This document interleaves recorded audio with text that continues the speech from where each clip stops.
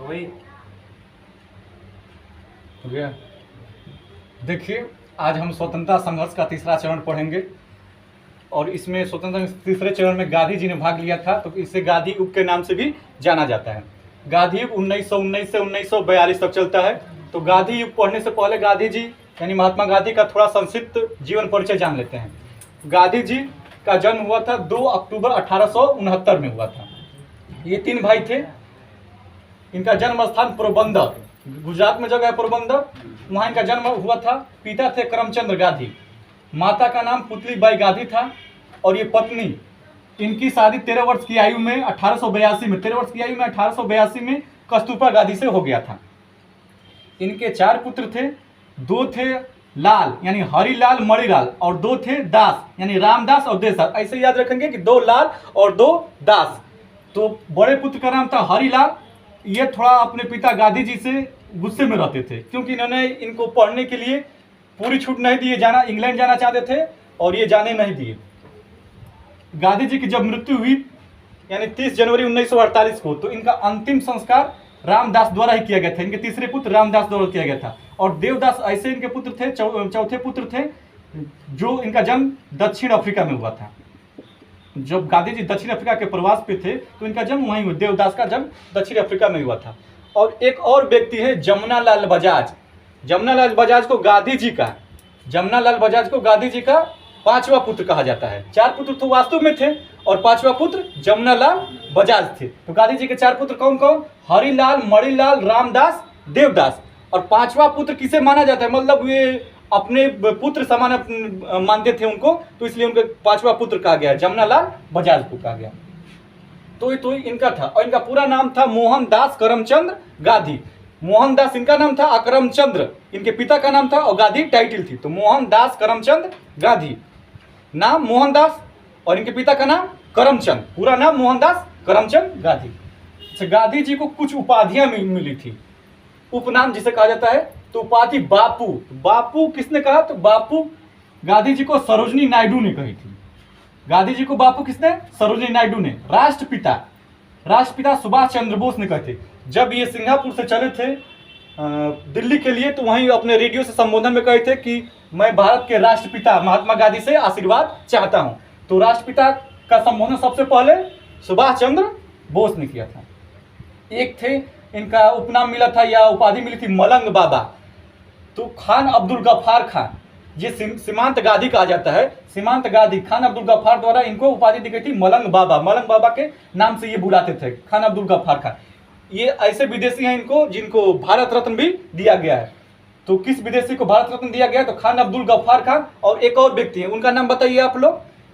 हाँ बताइएगा। खान अब्दुल गफ्फार खान और एक इनका अतिरिक्त एक और है, उनको भी भारत रत्न दिया गया था। देशद्रोही फकीर फ्रैंक मोरिस ने कहा था। महात्मा रविंद्रनाथ टैगोर, आर.एन. टैगोर ने जब चंपारण सत्याग्रह में सफल हो गए गांधी जी अपने बात मनवाने पर अंग्रेजों से, तो इससे प्रभावित होकर रविंद्रनाथ टैगोर ने महात्मा गांधी को यानी मोहनदास गांधी को महात्मा की उपाधि दी थी। तब से ये महात्मा कहे जाने लगे। उसके बाद आता है अर्धनंगा फकीर। अर्धनंगा फकीर गांधी जी को किसने कहा था? तो Winston Churchill. 1 man boundary force, Mountbatten. जब भारत आजाद हो रहा था उस समय अंतिम गवर्नर जनरल बनकर माउंटबेटन है और गांधी जी के कार्यों से ऐसे प्रभावित हुए कि हर जगह उपस्थित दिखाई देते थे। राजनीतिक कार्य हो, सामाजिक कार्य हो। और जब देश आजाद हो रहा था उस समय नोआखली में दंगा मचा हुआ था। नोआखली में अकेले डटे हुए थे, हिंदू और मुस्लिमों के बीच ये दंगा हुआ था। तो इसी से कारण माउंटबेटन ने गांधी जी को 1 मैन बाउंड्री फोर्स कहा। तो ये गांधी जी का शुरुआती थोड़ा सा परिचय था और उपाधियां थी। अब इनकी गांधी जी की शिक्षा दीक्षा हम लोग जानते हैं कि शिक्षा कहाँ से हुआ था। तो प्रारंभिक शिक्षा तो गुजरात से ही प्राप्त किए। इनके पिता जो अभी देखे हैं कि करमचंद गांधी थे, ये राजकोट के दीवान थे, बड़े घराने से थे। तो शिक्षा में तो कोई दिक्कत नहीं हुई। फिर उच्च शिक्षा प्राप्त करने के लिए यानी बैरिस्ट्री करने के लिए 1889 में इंग्लैंड चले जाते हैं और 1891 तक वहाँ वकालत की पढ़ाई करते हैं। 1889 से 1891 तक इंग्लैंड में बैरिस्ट्री करते हैं। 1889 से 1891 तक बैरिस्ट्री करते हैं, कहाँ? इंग्लैंड में। उसके बाद बैरिस्ट्री अपनी परीक्षा पढ़ाई पूरी करके भारत वापस आ जाते हैं। कब? 1891 में महात्मा गांधी भारत वापस आते हैं। 1891 में भारत में वापस आते हैं तो 1853 में एक व्यापारी थे गुजरात के ही, दादा अब्दुल्ला, इनके रिक्वेस्ट पर इनके मुकदमे की सुनवाई के लिए 1893 में कहाँ चले जाते हैं? अफ्रीका जाते हैं। अफ्रीका में कहाँ? डरबन जाते हैं। 1893 में गांधी जी दक्षिण अफ्रीका गए। क्यों गए? तो उनके व्यापारी थे, एक व्यापारी दादा अब्दुल्ला, इनके मुकदमे की सुनवाई के लिए। और कहाँ गए? अफ्रीका में डरबन गए। डरबन में ही एक घटना घटित होती है गांधी जी के साथ 1893 में 1893। ये ट्रेन से यात्रा कर रहे थे और इनके पास फर्स्ट क्लास प्रथम श्रेणी का टिकट था। कहाँ से यात्रा करते थे? डरबन से प्रिटोरिया तक यात्रा कर रहे थे।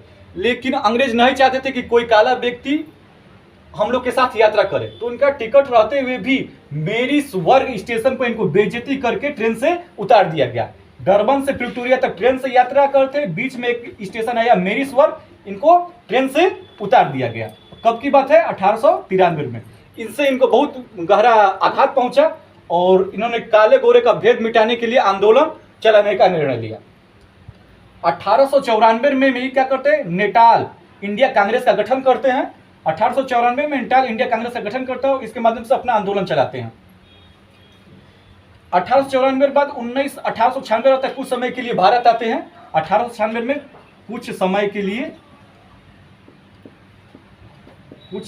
लिए भारत वापस आते हैं। 1903 में क्या करते हैं? तो 1903 में एक पत्र निकालते हैं, द इंडियन ओपिनियन। 1903 में इनका एक पत्र आता है और नेटाल इंडिया कांग्रेस के माध्यम से आता है। इस पत्र का नाम रहता है द इंडियन ओपिनियन। कब आता है? 1903 में। फिर आता है 1904 में, तो एक आश्रम की स्थापना करते हैं। कौन से आश्रम? 1904 में फिनिक्स आश्रम। 1904 में आश्रम की स्थापना करते हैं, उस आश्रम का नाम रहता है फिनिक्स आश्रम। कहाँ होता है? तो डरबन में, दक्षिण अफ्रीका के डरबन में। 1906 में टॉलस्टॉय फार्म की स्थापना करते हैं, जिसे अब गांधी आश्रम के भी नाम से जाना जाता है, और जोहान्सबर्ग में ये आश्रम की स्थापना करते हैं। और ये किसके सहयोग से स्थापना करते हैं? तो इन एक जर्मनी के व्यापारी थे, सहयोगी थे, कालिन बाख के सहयोग से, कालिन बाख के सहयोग से किस आश्रम की स्थापना करते हैं? टॉलस्टॉय फार्म को ही गांधी आश्रम की संज्ञा दी गई है। कहाँ है? जोहान्सबर्ग में। फिनिक्स आश्रम कहाँ है? डरबन में। 1904 में फिनिक्स आश्रम, 1904 डरबन, फिनिक्स आश्रम 1904 डरबन, और टॉलस्टॉय आश्रम 1906 कहाँ? जोहान्सबर्ग। इसको क्या कहा गया है? गांधी आश्रम। 1894 में नेटाल इंडिया, 1894 में नेटाल इंडिया कांग्रेस की स्थापना। 1894 नेटाल इंडिया कांग्रेस की स्थापना है। 1894 में नेटाल इंडिया कांग्रेस की स्थापना। 1903 इसी के माध्यम से एक पत्र निकालते हैं, यानी समाचार पत्र, द इंडियन ओपिनियन। 1904 में फिनिक्स आश्रम Durban, 1906 Tolstoy farm, Mahatma Gandhi आश्रम जो वर्तमान में है जोहान्सबर्ग में। उसके बाद क्या करते हैं कि इनका पहला सत्याग्रह, गांधी जी का पहला सत्याग्रह 1906 में होता है। क्यों होता है? कि उस समय एक कानून पास किया गया कि जितने एशिया के लोग रहेंगे उनके पास एक रजिस्ट्रेशन किया गया, और वो रजिस्ट्रेशन अपने गले में पहनकर हमेशा रखेंगे, नहीं रखने पर उनके विरुद्ध कार्रवाई होगी। तो 1906 में एशियाटिक रजिस्ट्रेशन एक्ट के विरोध में गांधी जी ने पहला सत्याग्रह प्रारंभ किया। कब? 1906 में। तो पूछा जाए क्वेश्चन कि गांधी जी का प्रथम सत्याग्रह तो 1906, और ये भारत से बाहर था, तो इसलिए भारत में वाला अभी नहीं होगा। भारत से बाहर गांधी जी का पहला सत्याग्रह या पहला इनकी जिंदगी का पहला सत्याग्रह तो 1906 एशियाटिक रजिस्ट्रेशन एक्ट के विरुद्ध 1906 में किए थे। अच्छा, इस सत्याग्रह की प्रेरणा कहाँ से मिली थी? तो इस सत्याग्रह की प्रेरणा एक हेनरी डेविड थारो, अमेरिका के निबंधकार हैं हेनरी डेविड थारो, उनके निबंध, उन्होंने एक निबंध लिखा था सिविल डिसओबीडियंस।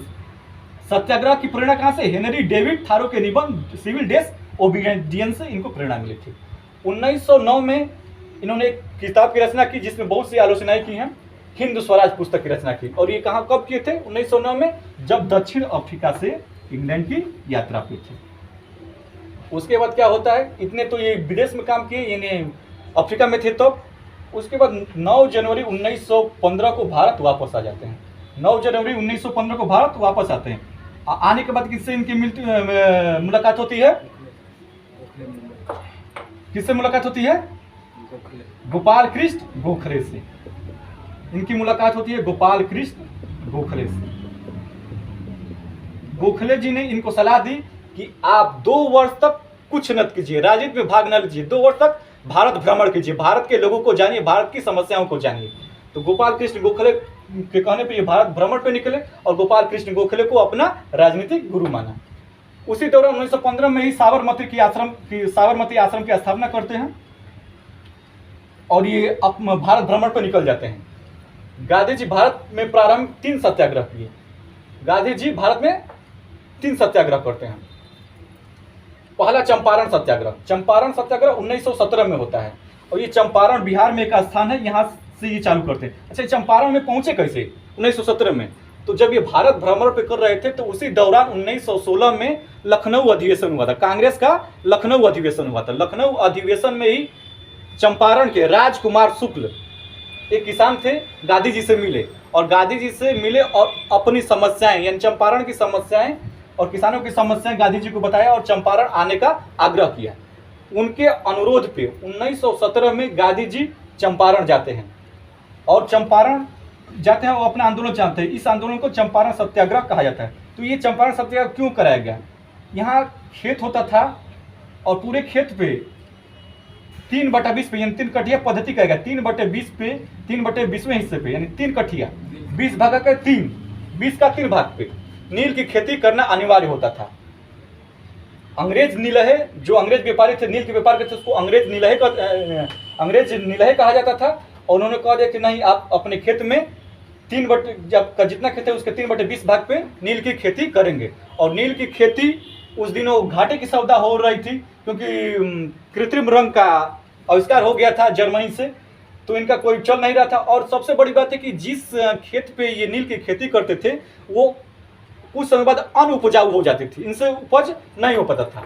तो इससे किसानों का घाटा होने लगा और अंग्रेज मानते नहीं थे, इनसे जबरदस्ती कराते थे और कहते कि अगर नहीं करेंगे तो हमको टैक्स दीजिए, बढ़ा कर दीजिए। तो इसी कारण राजकुमार शुक्ल ने गांधी जी को चंपारण बुलाया। तो गांधी जी चंपारण 1917 में जाते हैं और ये चंपारण सत्याग्रह के नाम से जाना जाता है। इस दौरान इनके सहयोगी रहते हैं कौन कौन? राजेंद्र प्रसाद, महादेव देसाई, JB कृपलानी, ब्रज किशोर, नरहरि पारिक और मजरुल हक। इनके चंपारण में गांधी जी के सहयोगी इतने रहते हैं। अच्छा, इनको याद कैसे करेंगे? तो याद करने का देखिए हम छोटा सा एक तरीका बता रहे हैं। राजेंद्र प्रसाद पे नहीं, राजेंद्र पर महादेव की कृपा हुई, राजेंद्र पर महादेव की कृपा हुई तो ब्रज किशोर और नरहरि को हक मिला।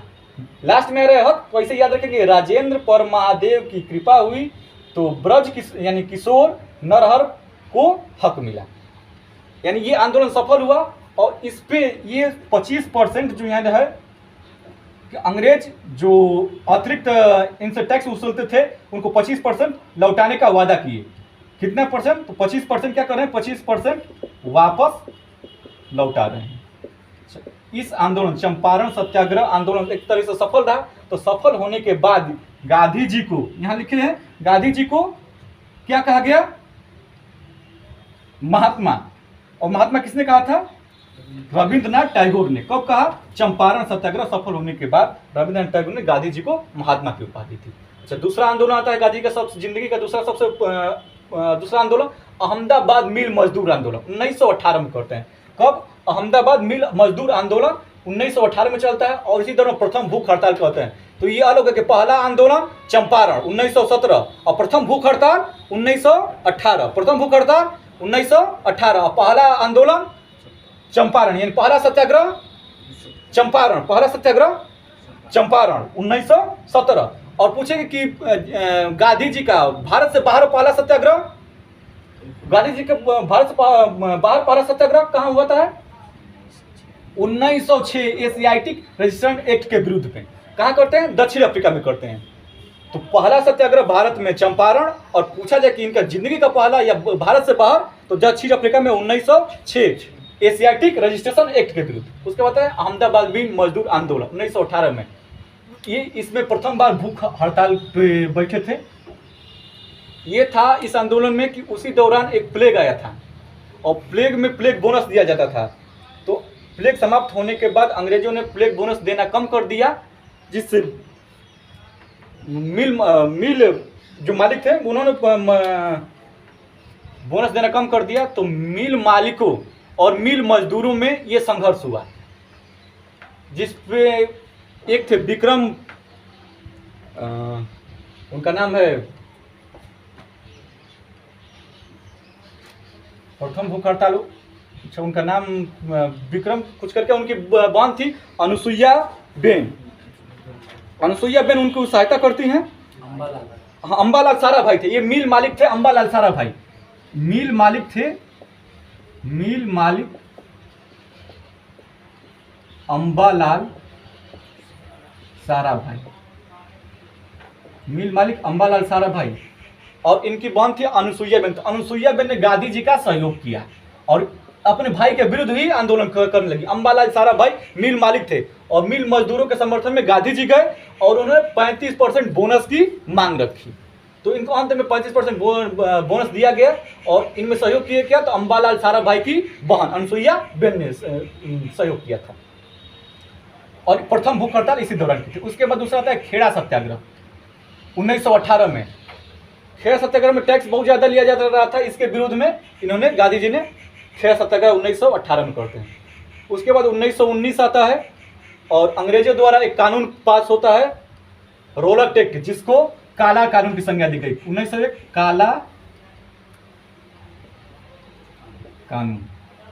काला कानून की संज्ञा दी गई। इसके अधीन यह प्रावधान था कि नो अपील, नो दलील, नो वकील, बिना सुनवाई के, बिना कार्रवाई के, बिना कुछ के हम इसको जब तक चाहें तब तक जेल में बंद कर सकते हैं।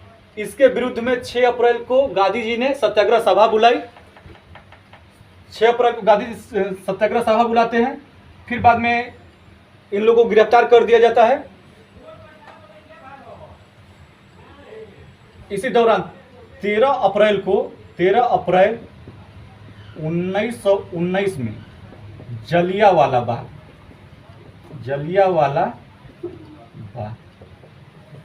में सैफुद्दीन किचलू और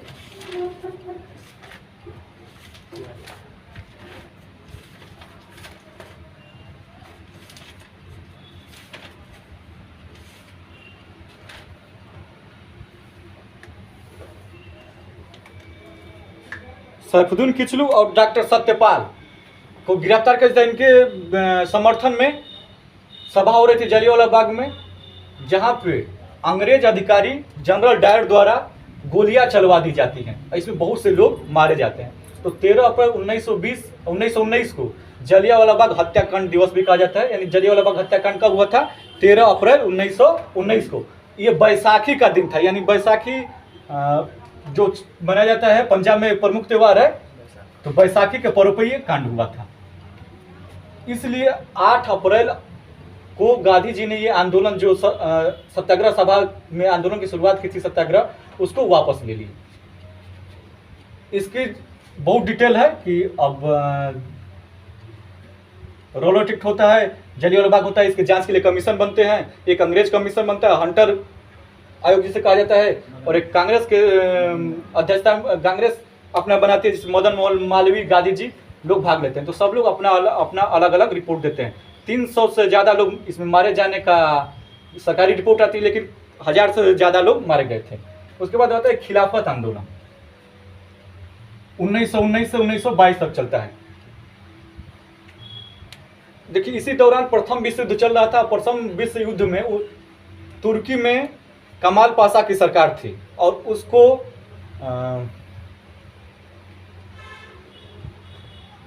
कमाल पाशा की सरकार थी और कमाल पाशा तुर्की का विभाजन कर दिया गया और एक विभाजन कर दिया गया, तुर्की का विभाजन कर दिया जाए, और एक पोस्ट होता है इन लोग में, उसका नाम है खलीफा। उसका देखिए नाम अभी याद नहीं आ रहा था, खलीफा है। तो खलीफा पद को समाप्त कर दिए, अंग्रेजों ने खलीफा पद को समाप्त कर दिया। तो इसके विरुद्ध में पूरे विश्व के मुसलमानों में आक्रोश फैल गया और पूरा आंदोलन चलने लगा। तो भारत में भी आंदोलन चला, खिलाफत आंदोलन।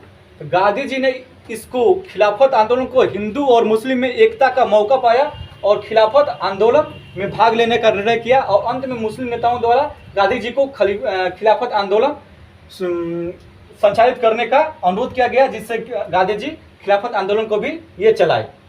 उसी दौरान असहयोग आंदोलन करने का भी एक निर्णय लिया जाता है कि इसी दौरान खिलाफत आंदोलन और असहयोग आंदोलन दोनों साथ साथ चलता रहे। तो 1920 से 1922 तक चलता है। गांधी जी द्वारा असहयोग आंदोलन 1 अगस्त 1920 में प्रारंभ की जाती है। प्रारंभ में कांग्रेस ने इसका समर्थन नहीं किया, लेकिन नागपुर अधिवेशन दिसंबर 1920 में कांग्रेस द्वारा असहयोग आंदोलन की पुष्टि कर दी जाती है कि नहीं, ये चलेगा। कांग्रेस भी गांधी जी को अपना समर्थन दे देती है और इस तरह से ये चलता रहता है, असहयोग आंदोलन चलता है। असहयोग आंदोलन के दौरान ही सबसे बड़ा सदमा पहुंचता है जब कि 1921 में बाल गंगाधर तिलक की मृत्यु हो जाती है। बाल गंगाधर तिलक की मृत्यु हो जाती है। बाल गंगाधर तिलक की मृत्यु हो जाती है तो 1921 में क्या होता है, एक तिलक फंड बनाया जाता है इनके नाम पर, तिलक फंड, जिसमें कुछ फंड एकत्रित किया जाता है। असहयोग आंदोलन चलता ही रहता है। उसी दौरान एक और घटना घटती है कि 5 फरवरी 1922, इस डेट को याद रखिएगा, बहुत महत्वपूर्ण है। 5 फरवरी 1922 चौरा चौरी कांड होता है, हत्याकांड। ये गोरखपुर में है, वर्तमान देवरिया। चौरा चौरी कांड, इसमें 22 पुलिस वालों ने जनता पे लाठीचार्ज किया। गुस्साई भीड़ ने थाने में घुस गई और थाने में जितने पुलिस थे सबको बंद कर दिया लॉकअप में, और बाहर से कुछ छिड़क और आग लगा दी, इससे 22 लोग मारे गए। तो याद रखेंगे 5 फरवरी 1922 को चौरा चौरी कांड हुआ था। कब? 5 फरवरी 1922, इसको याद रखना है। आग लगा दी और इससे ये आंदोलन उग्र हो गया और हिंसक हो गया। गांधी जी अपने आंदोलन को अहिंसा के माध्यम से ही चलाना थे। उनका सत्याग्रह का 2 हथियार था, सत्य और अहिंसा। सत्य को अहिंसा से अलग नहीं कर सकते, अहिंसा को सत्य से अलग नहीं कर सकते थे, लेकिन इसमें हिंसा हो गई तो गांधी जी से बहुत द्रवित हुए और उन्होंने 12 फरवरी 1922 को असहयोग आंदोलन वापस लेने का निर्णय किया। लेकिन कांग्रेस के कुछ लोग, जैसे जवाहरलाल नेहरू और अन्य लोग, ये नहीं चाहते थे क्योंकि आंदोलन बहुत चरम पे था और इसको रोकना ठीक नहीं था कहीं से। लेकिन गांधी जी 12 फरवरी 1922 को असहयोग आंदोलन वापस ले लेते हैं और 13 मार्च, देखिए वापस लेते हैं तब भी अंग्रेज इनको गिरफ्तार नहीं करते हैं। गिरफ्तार कब करते हैं? 13 मार्च 1922 को, क्योंकि जानते हैं कि अभी ये आंदोलन इनका उग्र है, गिरफ्तार करेंगे तो अभी तो एक जगह जलाए, पूरे भारत में जलाने लगेंगे। तो गांधी जी अभी डरे रहते हैं, इसलिए कुछ लोग रहते हैं कि नहीं, आंदोलन उग्र है, अभी वापस न लिया जाए, हम लोग सफलता की ओर हैं। लेकिन गांधी जी वापस लेते हैं और अंततः 13 मार्च 1922 को गांधी जी को गिरफ्तार कर लिया जाता है। 13 मार्च 1922 को गांधी जी को गिरफ्तार कर लिया जाता है और इनको जेल में रखा जाता है। इस दौरान वो बीमार होते रहते हैं और बीमारी के आधार पर 5 फरवरी 1924 को गांधी जी को रिहा कर दिया जाता है। रिहा करने के बाद देखिए कितने चालाक है कि बीमारी का बहाना या जो भी हो, 5 फरवरी 1924 को रिहा होते हैं और तुरंत पहुंच जाते हैं दिसंबर 1924 में। दिसंबर 1924 में और कांग्रेस के बेलगांव अधिवेशन में पहली बार, वो एकमात्र, गांधी जी केवल एक ही बार, इसके बाद कभी नहीं, प्रथम वो एक बार कांग्रेस की अधिवेशन की अध्यक्षता करते हैं। कब? 1924 में। यह अब तक 1924 तक आज पढ़ रहे हैं। उसके बाद अगले वीडियो में 1924 के बाद भी हम लोग कहाँ तक पहुँचेंगे? तो 1942 तक पहुँचना है। इतनी ये बात रही, एक बार रिवीजन कर लीजिएगा, देखिएगा और इस पर ऑब्जेक्टिव कीजिएगा। क्वेश्चन यहीं से रहेगा।